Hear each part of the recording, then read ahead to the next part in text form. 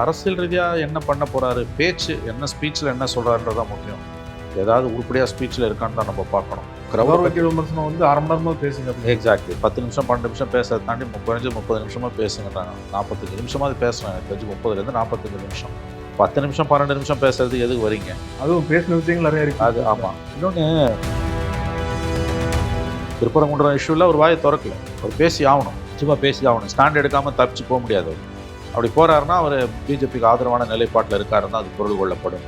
நாளைக்கு திருப்பரங்குன்றம் இஷ்யூ பற்றி அவர் என்ன ஸ்டாண்ட் எடுக்கிறாரு, ஒரு ஜட்ஜை இம்பீச்மெண்ட் பண்ணுறதுக்கு கேட்குறாங்க, அது சரின்றாரா? இவ்வளோ விஷயங்கள் அதில் இருக்குது. இது எதையுமே பேசாமல் வாழ்வழா குழப்படான்னு போகிறதோ அல்லது 19 திமுக அட்டாக் பண்ணுறதோ கதைக்கு உதவாது. பிஜேபி ஆமாம் மதவாத அரசியல் தான் செய்து, மாற்று கருத்துக்கு இடமில்லை. இந்து முஸ்லீம் பிரிவினையை உருவாக்க, தர்காக்கும் கோயிலுக்கும் மத்தியில் பிளவை உண்டாக்க அவர்கள் விரும்புகிறார்கள். ஆனால் அதே நேரத்தில் நீதிமன்றம் ஒரு தீர்ப்பை கொடுக்கிறது என்றால் அதற்கு தடை இல்லாத பட்சத்தில் நாம் அந்த இடத்தில் தீபத்தை ஏற்றிவிட்டு அதற்கு பிறகு அப்பீலுக்கு போக வேண்டும். அப்படி ஒரு ஸ்டாண்ட் எடுக்கணும். எதுவுமே பேசாமல் அமைதியாக இருப்பது என்பது அவர் ப்ரோ பிஜேபி லைன் எடுக்கிறார் என்பதை தான் காட்டுகிறது. இஸ்லாமியர்கள் நம்ம தயாராக இருக்கணும் இல்லையா, அமைதியாக இருக்கும். இல்லை அதுதான் நான் சொல்ல வரேன். கரெக்ட். இன்னொன்று, செங்கோட்டையன் ரொம்ப எக்ஸ்பீரியன்ஸான ஒரு ஆள், அரசியல் நரி. அதாவது நீங்கள் இன்னைக்கு அனுபவத்தில் துரைமுருகனுக்கு அடுத்து சட்டசபைக்குள்ளே இருக்கக்கூடிய ஒரு ஆளுன்னா அது செங்கோட்டையன் தான். தன்னுடைய 53 ஆண்டு கால அரசியல் வாழ்க்கையில் இவ்வளவு தூரம் மீடியா ஒளி வெள்ளத்தில் செங்கோட்டையன் எந்த காலத்திலுமே இருந்தது கிடையாது. அவர் பின்னால் தான் இருப்பார். அவர் மீடியா லைம்லைட்லேயே இருக்க மாட்டார். அவர் ஊடக வெளிச்சத்தில் இருந்ததே கிடையாது. ஃபஸ்ட் டைமாக அவருடைய அரசியல் வாழ்க்கையில் அவர் சமீப நாட்களாக கடந்த 1 மாத காலமாக மீடியா வெளிச்சத்தில் இருந்துகிட்டு இருக்கார்.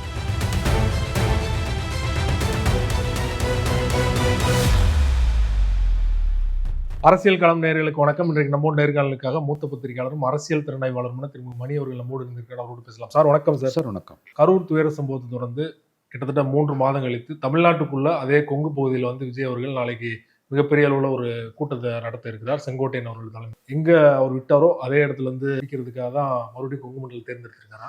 அப்படிதான் சொல்லணும். விட்ட இடத்துல பிடிப்பது என்பார்கள். எங்க விட்டீங்களோ அங்கேயே தேடு கிடைக்கும்வாங்க. அதுதான் அப்படிதான் கொங்கு மண்டலத்தை தேர்ந்தெடுத்திருக்கிறார்கள். கரூரில் விட்டதை ஈரோடில் பிடிச்சிடணும்னு பார்க்குறாரு. பிடிப்பாரா இல்லையா என்பது அவர் தலையில் எழுதிய விதி. அது நாளைக்கு தான் நமக்கு தெரியும், நாளைக்கு தொடர்ந்து வரக்கூடிய நாட்களில் தெரியும். நிச்சயமாக அந்த மாதிரியான துர்சம்பவங்கள் இனி நிகழாது என்று நாம் உறுதியாக நம்பலாம். ஏற்பாடுகள் நன்றாக செய்யப்பட்டிருக்கின்றன. நிர்வாகமும் அரசு நிர்வாகமும் முடுக்கிவிடப்பட்டிருக்கிறது. ஆகவே அந்த சம்பவம், இந்த கரூர் மாதிரி சம்பவங்கள் நிகழ வாய்ப்பு அறவே இல்லை என்று நான் உறுதியாக நம்புகிறேன். மற்றபடி அரசியல் ரீதியாக என்ன பண்ண போகிறாரு, பேச்சு என்ன, ஸ்பீச்சில் என்ன சொல்கிறாருன்றதான் முக்கியம். ஏதாவது உருப்படியாக ஸ்பீச்சில் இருக்கான்னு தான் நம்ம பார்க்கணும். கிரௌட் வைக்கிற விமர்சனம் அரை மணி நேரமாக பேசுங்க. எக்ஸாக்ட்லி 10 நிமிஷம் 12 நிமிஷம் பேசுறதை தாண்டி குறைஞ்சு 30 நிமிஷமாக பேசுங்கன்றாங்க. 45 நிமிஷமாவது பேசுகிறேன். எனக்கு தெரிஞ்சு 30லேருந்து 45 நிமிஷம். 10 நிமிஷம் 12 நிமிஷம் பேசுறதுக்கு எதுக்கு வரீங்க? அதுவும் பேசின விஷயங்கள் நிறைய இருக்கு. அது ஆமாம். இன்னொன்று, அவர் பேச வேண்டிய அந்த 3 மாதங்களில் 75 நாட்கள் அதில் பேசாத, கருத்து சொல்லாத விஷயங்கள்லாம் இருக்குது. அதெல்லாம் அவர் பேசி ஆகணும். இப்போ திருப்பரங்குன்றம் இஷ்யூவில் ஒரு வாயை திறக்கல. அவர் பேசி ஆகணும், நிச்சயமாக பேசி ஆகணும். ஸ்டாண்ட் எடுக்காமல் தப்பிச்சு போக முடியாது. அப்படி போகிறாருன்னா அவர் பிஜேபிக்கு ஆதரவான நிலைப்பாட்டில் இருக்காருன்னா அது பொருள் கொள்ளப்படும். நாளைக்கு திருப்பரங்குன்றம் இஷ்யூ பற்றி அவர் என்ன ஸ்டாண்ட் எடுக்கிறாரு, ஒரு ஜட்ஜை இம்பீச்மெண்ட் பண்ணுறதுக்கு கேட்குறாங்க, அது சரின்றாரா? இவ்வளோ விஷயங்கள் அதில் இருக்குது. கூட வழக்கு நடந்துகிட்டு இருக்கு, இப்போ பேசிகிட்டு இருக்காங்க. ஆகவே திருப்பரங்குன்றம் இஷ்யூவில் அவருடைய ஸ்டாண்ட் என்ன, இது எல்லாத்தையும் அவர் தெளிவுபடுத்தணும். இது எதையுமே பேசாமல் வாழ்வழா குழப்படான்னு போகிறதோ அல்லது 19 திமுக அட்டாக் பண்ணுறதோ கதைக்கு உதவாது. ஒரு ஸ்டாண்ட் எடுத்து தான் இனிமேல் பேசணும். பார்க்கலாம் நாளைக்கு அவர் என்ன பேச போறாரு என்பதை. கூட்டத்தோட ஏற்பாடுகள்லாம் செங்கோட்டையன் நேரடி கண்காணிப்பில் நடந்துட்டு இருக்கு. நிறைய ஆம்புலன்ஸ் ஏற்பாடு தயார் நிலையில் இருக்கு. அதே போல சிசிடிவி ஃபென்ஸ் எல்லாம் போட்டிருக்காங்க. ஸோ எந்த அசம்பாவிதம் நாளைக்கு நடக்காது உறுதியாக நம்பலாம். இல்லை, நிச்சயமா அதெல்லாம் நடக்காதுங்க. நான் உறுதியாக நம்புறேன். ஏன்னா மாவட்ட நிர்வாகமும் உஷார்படுத்தப்பட்டிருக்கிறது. செங்கோட்டையன் போய் சேர்ந்திருக்காரு. அதனால ஒரு அரசியல் ஒரு அணுகுமுறை தாவேகாக்கு கிடைத்திருக்கிறது. நிச்சயமாக கரூர் சம்பவம் நடக்காது என்று நாம் உறுதியாக நம்பலாம். அச்சத்தில் மனிதன் வாழ முடியாது. ஒரு சம்பவம் நடந்துச்சுன்றதுக்காக இனி வரக்கூடிய கூட்டங்கள் எல்லாம் அப்படிதான் நடக்கும்னு சொல்ல முடியாது. இன்னொரு விஷயம், அது ரோட் ஷோவில் பேச அனுமதித்ததே தவறு. ரோட் ஷோ என்கின்ற அந்த கான்செப்ட் மோடி அவரால் இந்திய அரசியலுக்கு வருது. கையசிச்சுட்டு போயிடுவாங்க, நின்று பேச மாட்டாங்க. அரசாங்கம் செய்த தவறு என்பது ரோட் ஷோவில் பேச அனுமதி கொடுத்தது. அரசின் பக்கமும் சரிபாதி தவறு இருக்கிறது. ஆகவே அந்த மாதிரியான ஒரு சம்பவம், கரூர் சம்பவம், ஸ்டாம்பேடு நெரிசல் நிச்சயமா நடக்காதுன்னு நான் நம்புறேன். ஏன்னா முழு அளவில் மாவட்ட நிர்வாகம் முடுக்கிவிடப்பட்டிருக்கிறது. ஸ்டாம்பேடையும் தாண்டி மதுரையிலையும் சரி, விழுப்புரத்துலையும் சரி, அங்கேயுமே மயக்கம் போட்டு விழுந்தாங்க. இல்லை, அது இருக்குங்க. அந்த இதெல்லாம் இப்போ அதுதான் நான் சொல்றேன். நான் அது எதுவுமே நடக்காதுன்னு நீங்க சொல்ல முடியாது. அதுக்கு தான் வந்து மருத்துவர்கள், தீயணைப்பு வாகனங்கள், ஆம்புலன்ஸ் எல்லாமே இருக்குது. 2 தரப்பிலுமே தயார் நிலையில் இருக்கிறார்கள். அதனால் பயப்பட வேணாம் தான் எனக்கு தோணுது. அது விஜயும் வந்து அதில் முன்முயற்சி எடுக்கணும். அவரும் வந்து வேண்டுகோள் விடுக்கணும். அவர் அதை பற்றி பேசாமல் அப்படியே கடந்து போகிறாருன்னா பழி அவர் மேலே தான் வந்து விழும். ஐ திங்க் அது ஒரு இஷ்யூ இல்லைன்னு நான் பார்க்குறேன். இப்போ நாளைய கூட்டத்தில் வந்து கூட்ட நெரிசலோ அல்லது வந்து வேறு ஏதாவது சம்பவங்கள் நடப்பதற்கு வாய்ப்புகள் இல்லைன்னு நான் நம்புகிறேன். பிரச்சனை என்னன்னா, நம்ம அவர் என்ன பேச போகிறாருன்றதை கவனிக்கணும். கவனிக்க வேண்டிய விஷயம் பொலிட்டிக்கலாக அவரோட ஸ்பீச்சோட முக்கியத்துவம் நாளைக்கு என்ன. திமுகவை திட்டுறதை தாண்டி பாஜக அதிமுகவை திட்டுவாங்க. அதெல்லாம் நான் சொல்ல மாட்டேங்க. அதான எதிரி திமுக தான். திமுகவை மட்டும்தான் அவர் குறி வைக்கணும். இன்னைக்கு களத்தில் இல்லாத பாஜகவை விமர்சனம் செய்வது என்பது என்னை பொறுத்தவரை சரி கிடையாது. நான் சொல்ல வருவது திமுகவை என்ன விமர்சனம் பண்றாரு. 2வது திருப்பரங்குன்றம் இஷ்யூல ஓகே, நீங்க சொன்ன மாதிரி திருப்பரங்குன்றம் இஷ்யூல அவர் எடுக்க வேண்டிய ஸ்டாண்ட் என்பது பிஜேபி அங்கே வந்து ஒரு கலவரத்தை உண்டு பண்ணுகிறது. இங்கே தமிழ்நாட்டில் வந்து அமைதியாக இருக்கக்கூடிய இடத்துல ஒரு சிக்கலை உண்டாக்க பிஜேபி முயற்சிக்கிறது என்பது நாம் அனைவரும் அறிந்தது தான். அந்த இடத்துல வந்து அவர் ஒரு ஸ்டாண்ட் எடுக்காமல் இருப்பது என்பது பிஜேபிக்கு சாதகமான ஒரு ஸ்டாண்டில் அவர் இருக்கார் என்பதை காட்டுது. அப்படி இல்லை, அங்கே பிஜேபி வந்து அரசியல் செய்கிறது என்று அவர் கருதுவாரே, ஆனால் அதை வெளிப்படையாக அவர் சொல்ல வேண்டும். அப்படி சொல்லாமல் திருப்பரங்குன்றம் இஷ்யூவில் உங்களுக்கு ஒரு ஸ்டாண்ட் இருக்கும், எனக்கு ஒரு ஸ்டாண்ட் இருக்கும். ஆனால் ஒரு அரசியல் கட்சி ஸ்டாண்டே இல்லாமல் இருக்க முடியாது. தனிநபர்களுக்கு வேணால் ஸ்டாண்ட் இல்லாமல் இருக்கலாம். தன்னுடைய கருத்தை அவர் தெரிவிக்காமல் இருப்பது என்பது அவர்களுக்கு கருத்தே இல்லை என்று பொருள் கொள்ளப்படுமா, அல்லது கருத்து இருக்கு, அதை வெளியில சொன்னா சிக்கல் வரும்னு அமைதியா இருக்காங்களா? இதை நாம் அறிந்து கொள்ள வேண்டியிருக்கிறது. தாவேகான்ற கட்சிக்கு திருப்பரங்குன்றம் இஷ்யூல ஒரு ஸ்டாண்டு கண்டிப்பா இருக்கும், இல்லாம இருக்க வாய்ப்பு இல்லை. நாஞ்சில் சம்பத்தை நான் பேட்டி எடுக்கும்போது கூட சொல்றாரு, இதுல திமுக சதி கூட இருக்கலாம், அதனால அமைதியா இருக்க விஜய். இதெல்லாம் கதை. சதி இருக்குது, விதி இருக்குதுலாம் ஒரு பக்கம். பிரச்சனையை பத்தி உன் கருத்து என்ன? திமுக தூண்டி விட்டான்றதை கூட ஒரு வார்த்தை வச்சுப்போம். பிரச்சனை அது இல்லை. திருப்பரங்குன்றத்துல 2 கருத்து இருக்கு. அந்த தீபத்தூண்ல நாங்க ஏத்தணும்னு ஒரு தரப்பு கேட்குது, ஜட்ஜு ஆர்டர் பண்றாரு, அரசாங்கம் செயல்படுத்த மறுக்குது. இன்னொரு பக்கம் இது பிஜேபி தான் இதை தூண்டி விடுது. தாயும் பிள்ளையுமா நூற்றாண்டுகளா வாழக்கூடிய மக்கள் மத்தியில தர்காவும் கோயிலும் பக்கத்துல தான் இருக்குது. இது தேவையில்லாம பிரச்சனை பண்றாங்கன்றது இன்னொரு தரப்போட வாதம். இதுல நீங்க எந்த பக்கம்? இதை பாருங்க, தீபத்தூண் ஏற்ற வேண்டும், அதான் என்னுடைய ஸ்டாண்டு அப்படின்னு சொல்றதுக்கும் அவருக்கு உரிமை இருக்கு. இல்ல தீபத்தூண் ஏற்றக்கூடாதுங்க, இது வந்து காலாகாலமா மக்கள் மத்தியில இருக்கக்கூடிய பிரச்சனையை வந்து இவர்கள் வந்து பெருசுப்படுத்துறாங்க, இவங்க வந்து குளிர்காயிறாங்க பிஜேபி அப்படின்னு சொல்றது ஒரு ஸ்டாண்டு. 3வது ஒரு விஷயம் என்னன்னா, தீபத்தூண் ஏற்றக்கூடாது, ஏன்னா அங்க வந்து அது வந்து இப்பதான் புதுசு, காலகாலமா கோயில்ல தான், உச்சி பிள்ளையார் கோயில்ல தான் ஏற்றிருக்கோம். பிஜேபி தேவையில்லாம பிரச்சனையை உண்டாக்குது தீபத்தூண்ல ஏற்றணும்னு. ஆனால் அதே நேரத்தில் நீதிமன்றம் ஒரு தீர்ப்பு கொடுத்துருக்குன்னா நான் அதை அமல்படுத்தி தான் ஆகணும், அமல்படுத்திட்டு சுப்ரீம் கோர்ட்டுக்கு போகணும், அப்படி ஒரு ஸ்டாண்ட் எடுக்கிறதுக்கு ஒரு வாய்ப்பு இருக்கு. இதுக்கு வித்தியாசம் இருக்குது. பிஜேபி ஆமா மதவாத அரசியல் தான் செய்யுது, மாற்று கருத்துக்கு இடமில்லை. இந்து முஸ்லிம் பிரிவினையை உருவாக்க, தர்காக்கும் கோயிலுக்கும் மத்தியில பிளவை உண்டாக்க அவர்கள் விரும்புகிறார்கள். ஆனால் அதே நேரத்தில் நீதிமன்றம் ஒரு தீர்ப்பை கொடுக்கிறது என்றால் அதற்கு தடை இல்லாத பட்சத்தில் நாம் அந்த இடத்தில் தீபத்தை ஏற்றிவிட்டு அதற்கு பிறகு அப்பீலுக்கு போக வேண்டும், அப்படி ஒரு ஸ்டாண்ட் எடுக்கணும். எதுவுமே பேசாம அமைதியாக இருப்பது என்பது அவர் ப்ரோ பிஜேபி லைன் எடுக்கிறார் என்பதைத்தான் காட்டுகிறது. இஸ்லாமியர்கள் நம்ம தயாரா இருக்க மாட்டாங்க இல்லையா, அமைதியா இருக்காங்க. இல்ல அதுதான் நான் சொல்ல வரேன். கரெக்ட். நீங்க அமைதியா இருந்தீங்கன்னா சிறுபான்மையின மக்கள் நம்மள நம்ப மாட்டாங்க. ஏன்னா பிஜேபி அங்க ஒரு பிரச்சனையை கிளப்பி இருக்கு. சமரச தீர்வுன்னு இன்னைக்கு வந்து நேற்று 2 நீதிபதிகள் பேசுறாங்க. எனக்கு தெரிஞ்ச அதுதாங்க உசிதமான விஷயமா இருக்க முடியும். இந்த மாதிரியான விவகாரங்கள்ல நீதிமன்ற தீர்ப்புகளை விட 2 தரப்பும் ஒப்புக்கொள்ளக்கூடிய சமரச தீர்வு தான் சரியான தீர்வு. ஏன்னா இந்த மாதிரியான உணர்வுபூர்வமான விஷயங்கள்ல நீதிமன்றத்துக்கு போனீங்கன்னா ஒரு தரப்பு தோத்துனா அங்க மனம் பாதிக்கப்படும். சமரசத்தில் இருக்கக்கூடிய பெரிய வாய்ப்பு சமரச மையங்கள், அதனால தான் நம்ம போறோம். ஒரு கிவ் அண்ட் டேக் இருந்ததுன்னா நல்லா இருக்கும் தான் எனக்கு தோணுது. நேற்று நீதிபதிகள் கேட்டிருக்காங்க, அதுல வந்து அவங்க தர்கா தரப்புல சரின்றாங்க, ஆனா கோயில் தரப்புல ஒத்துக்க மாட்டேன்றாங்க.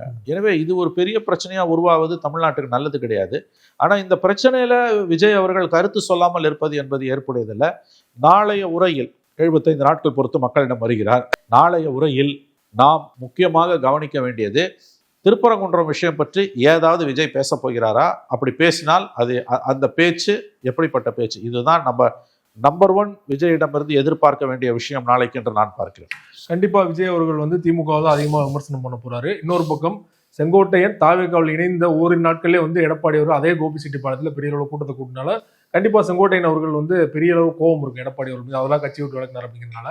ஸோ விஜய் அவர்கள் திமுக விமர்சனம் பண்ண போறாரு, செங்கோட்டையன் அவர்கள் வந்து எடப்பாடி விமர்சனம் பண்ண போறாரு. இப்படிதான் எடுத்துக்கிறேன். தெரியல, நாளைக்கு அவர் செங்கோட்டையன் ஸ்பீச் எடப்பாடியை பேசுறாரு, நம்மள எப்படி பேச சொல்ல முடியும்? அரசியல்வாதிகளை வந்து நீங்க அப்படி எடப்படாதீங்க. ஏன்னா கோபிச்செட்டிப்பாளையத்துல வந்து விமர்சனம் பண்ணார் செங்கோட்டையன். இல்ல அதான் நான் சொல்றேன், அப்படி அரசியல்வாதிகளை நீங்க வந்து டிட் ஃபார் டாட்னு அவங்க உடனே பண்ணிடுவாங்கன்னு எடப்பட முடியாது. இன்னொன்று செங்கோட்டையன் வந்து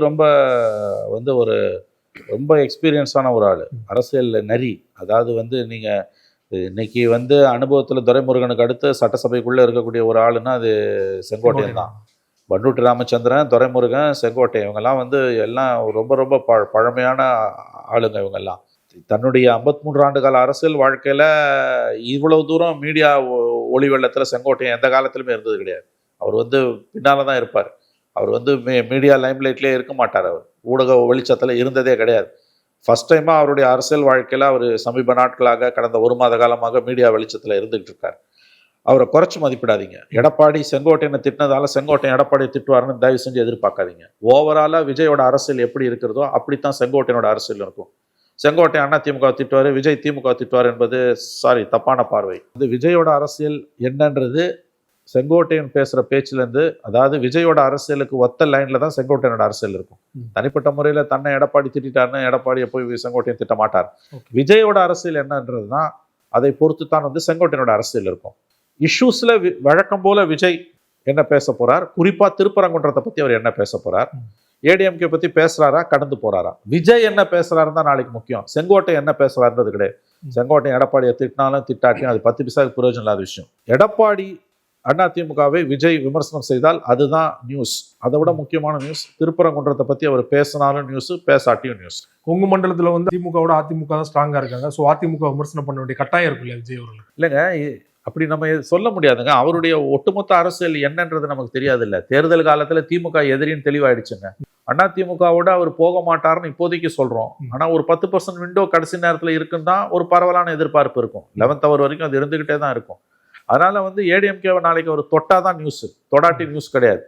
ரெண்டாவது, திருப்பரங்குன்றத்தை பற்றி என்ன பேச போறாரு, இதுதான். விஜயோட ஸ்பீச் தான் முக்கியம். செங்கோட்டையன் எது பேசினாலும் பெரிய அளவில் எனக்கு தெரிஞ்ச அது நியூஸ் இல்லை. செங்கோட்டையன் ஒரு லைனும் விஜய் ஒரு லைனும் எடுக்க மாட்டாங்க, அதை புரிஞ்சுக்கோங்க. அப்படித்தான் நான் இதை பார்க்குறேன். அவங்க ஏடிஎம்கே விமர்சனம் பண்ணுறதுக்கு வாய்ப்பு குறைவு எனக்கு தெரிஞ்சு. ஒருவேளை விமர்சனம் பண்ணிட்டாங்க அப்படின்னா தெளிவாக லைன் எடுக்கிறாங்க. ஏடிஎம்கே வேணாம், டிஎம்கே வேணாம், நாங்கள் தான். அப்படி பார்க்கும்போது ஏடிஎம்கே வாக்குகளை குறிவைத்து அவர்கள் நகருகிறார்கள் என்ற அர்த்தம். அவங்க பேசின பிறகுதான் நம்ம முடிவு பண்ண முடியும். திருப்பரங்குன்றத்தில் கண்டிப்பாக விஜய் ஒரு ஸ்டாண்டு நாளைக்கு எடுக்கணும். எடுக்கலைன்னா அது பெரிய நியூஸ். கோபிச்செட்டிப்பாளையத்தில் தொடர்ச்சியாக பலமுறை ஜெயிச்சாலுமே வந்து இது வந்து செங்கோட்டையனோட கோட்டை இல்லை, இது வந்து அதிமுகவோட கோட்டை தான் எடப்பாடி சொல்றாரு இல்லையா? இது எப்படி பார்க்க? ஆமா, அது ஓரளவு உண்மையும் கூட. இரட்டை இலைக்கான கோட்டை தான் அது. இது மாதிரி மிகப்பெரிய தலைவர்கள் வந்து கட்சியை விட்டு வெளியில போய் காணாமலும் போயிருக்கிறார்கள், அல்லது அவர்கள் மட்டும் வெற்றியும் பெற்றிருக்கிறார்கள். அது அதிமுகவின் கோட்டை என்பது கரெக்ட் எனக்கு தெரிஞ்சு. ஆனால் அதில் செங்கோட்டையனுக்கும் ஒரு பங்கு இருக்கிறது என்பதை நாம் ஒப்புக்கொள்ள வேண்டும். செங்கோட்டையனை மொத்தமாக செல்லா காசுன்னு ஒதுக்கிட முடியாது. ஆனால் பொதுவாக பார்க்கும்பொழுது எஸ், கட்சி தனிநபரை விட கட்சி பெருசு. இரட்டை இலை தான் அங்கே சிம்பல், தனிநபர் கிடையாது. அட் த சேம் டைம் 53 ஆண்டுகளாக அதிமுகவின் ஸ்தாபன உறுப்பினர், 9 முறை சட்டமன்ற உறுப்பினர் பொழுது அவருக்கு ஒரு செல்வாக்கு இருக்கத்தான் செய்யும். இதில் எது அதிகமாக இருக்குன்றது தேர்தல் முடிவில் தான் தெரிய வரும். எடப்பாடி அந்த லைன் எடுத்து தான் பேசுவார். இல்லாட்டி அவர் அங்கே வந்து செங்கோட்டையனுக்கு செல்வாக்கு இருப்பதை அங்கீகரித்ததாக ஆகிவிடும். அன்வர் ராஜா போன பொழுது அவருடைய ஊரில் போய் மீட்டிங் போடாத எடப்பாடி, நம்முடைய மனோஜ் பாண்டியன் போன பொழுது அங்கே போய் மீட்டிங் போடாத எடப்பாடி, செங்கோட்டையனுக்காக கோபிச்செட்டிப்பாளையம் போகிறாருன்னா எங்கோ ஒரு இடத்துல செங்கோட்டையன் எடப்பாடியை, அதிமுகவை சஞ்சலப்படுத்துகிறார். அது நல்லாவே தெரியுது. அது அவருடைய ஸ்பீச்லேருந்தே வெளியில் வருது. இவர் எப்படி ரியாக்ட் பண்ண போறார் செங்கோட்டையன்றது நாளைக்கு தான் நம்ம பார்ப்போம். நாளைக்கு ஒருவேளை அதிமுக விமர்சனம் பண்ணலைன்னா ஒரு கூட்டணிக்கான இண்டிகேஷன் எடுத்துக்கலாமா? 10% விண்டோ இருக்குன்றதுக்கான இண்டிகேஷன் எடுத்துக்கலாம். Yes, you are right. ஒரு 10% விண்டோ இருக்குன்றதுக்கான அந்த கதவு, அந்த ஜன்னல் சற்றே திறந்திருக்கிறது என்று நாம் எடுத்துக்கொள்ளலாம். தமிழிசை அவர்கள் இன்னைக்கு கூட பேசும்போது பார்த்தீங்கன்னா டிடிவி சரி, ஓபிஎஸ் சரி, அதெல்லாம் நீங்கள் ஏன் கேட்குறீங்க, கவலைப்படாதீங்க, அதெல்லாம் அமித்ஷா பார்த்துப்பார் அப்படின்னா, இன்னும் வந்து அமித்ஷாவோட கண்ட்ரோலில் தான் இருக்காங்க 2 பேரும். அதில் எந்த சந்தேகமும் இல்லை, அமித்ஷா கண்ட்ரோலில் தான் இருக்காங்க. இவங்க 2 பேரும் அமித்ஷா கண்ட்ரோலில் இருக்காங்கன்றது உண்மை. அது உண்மைதான். Factual statement Tamilisai Soundararajan, doctor Tamilisai சவுந்தரராஜனோட ஸ்டேட்மெண்ட்டை நான் வழிமொழிகிறேன். இவங்க அமித்ஷா கண்ட்ரோலில் தான் 2 பேரும் இருக்காங்கன்றது உண்மை, அதில் சந்தேகமே வேணாம்.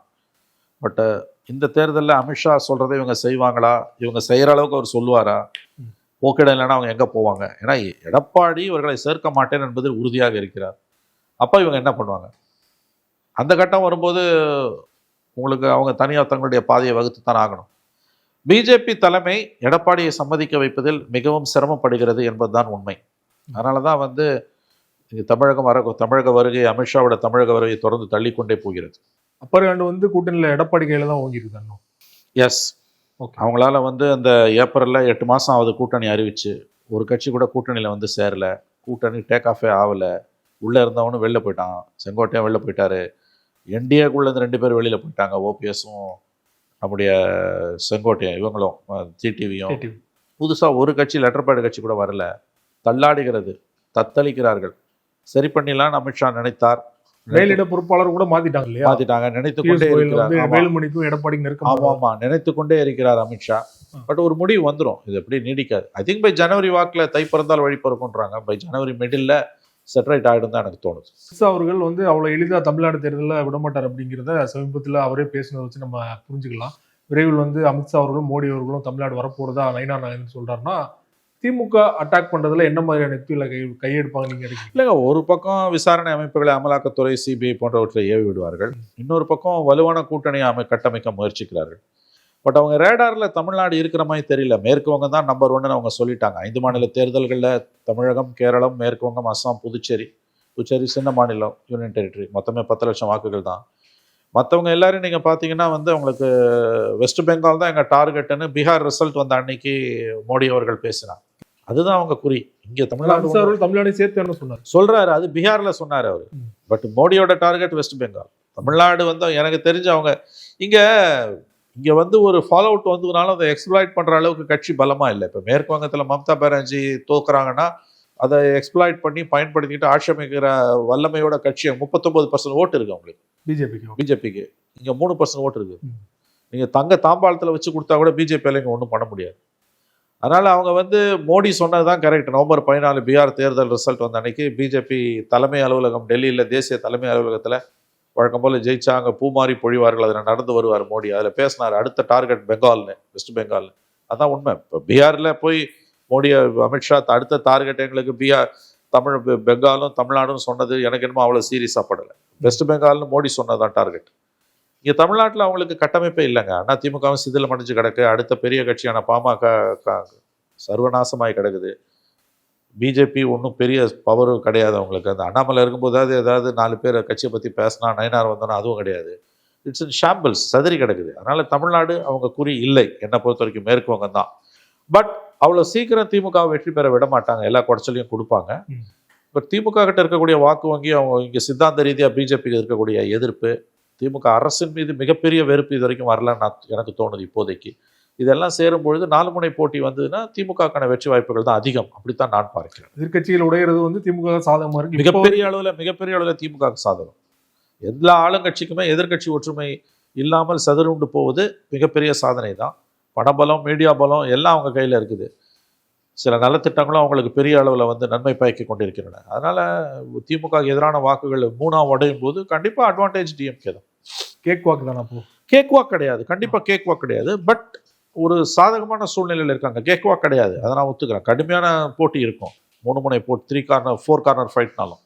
பட் அவங்களுக்கு அட்வான்டேஜ் அதிகம். திமுக தான் அட்வான்டேஜ் அதிகம். 4 முனை போட்டியில் போட்டி கடுமையாக இருக்கும். பட் ஸ்டில் திமுக வெற்றி பெற, ஆட்சியை தக்க வைத்துக்கொள்ள வாய்ப்புகள் அதிகம் 4 முனை போட்டினா. எதிர்கட்சி ஒற்றுமை இல்லாமல் இண்டெக்ஸ் ஆஃப் அப்போசிஷன் யூனிட்டின்னு புரனாய் ராய் சொல்வார், IOU தியரின்வாங்க. அதன்படி பார்த்தால் எதிர்கட்சி ஒற்றுமை இல்லாமல் ஒரு ஆளும் கட்சியை, வலுவான ஆளும் கட்சியை, திமுக மாதிரியான வலுவான ஆளும் கட்சியை நீங்கள் ஆட்சியிலிருந்து அகற்றுவது என்பது மிகவும் கடினமான காரியம்.